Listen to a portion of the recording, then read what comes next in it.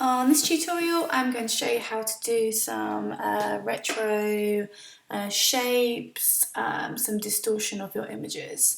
So I've opened my image, industrial image there, part of East London.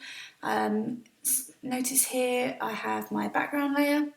I'm going to add myself a new layer, a blank layer, and I'm going to call that layer shape, just so I don't get confused. And then I'm going to go to the shape tool, which is here. So this is there's a few. If you hold it down, then you'll get rectangle, rounded, ellipse, which is circular, polygon, line, and then the custom shape. We're going to go for polygon. And when you go up here, you can choose how many sides you want it. I'm going to have 3 sides, which obviously is a triangle. I'm going to make sure that I've filled it with a bright colour that's different to my background there. And I have a small 0.03 is quite small on the edge anyway. So I'm looking to first of all draw my shape. There we go, so nice pink shape.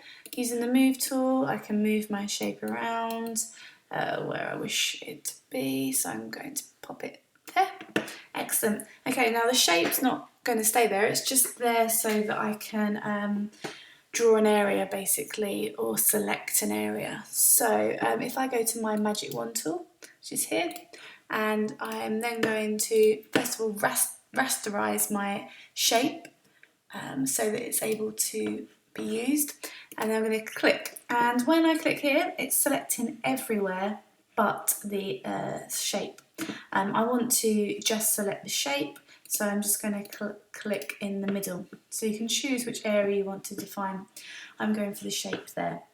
If I was to take the eye away here, it will just show me that triangle selection. Okay, now I've done that, I'm going to go to the move tool and I'm going to press Alt. Okay, and make sure you're on background layer, and then I can select. And that will allow me to move a triangle around.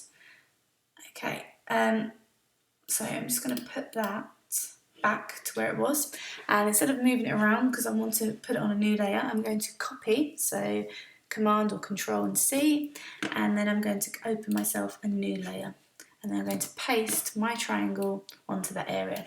So now if you look at my layers here, I've got my shape layer, I've got my layer which is part of my image, and then I've got my background layer. Now to make it a little bit interesting and retro, I'm going to turn it upside down, and I'm going to make it a little bit bigger so it's quite oversized. Place it up there so it works well with the composition. If I press Alt, I could actually add another one if I wanted to, so I could put another one there to make my composition more interesting.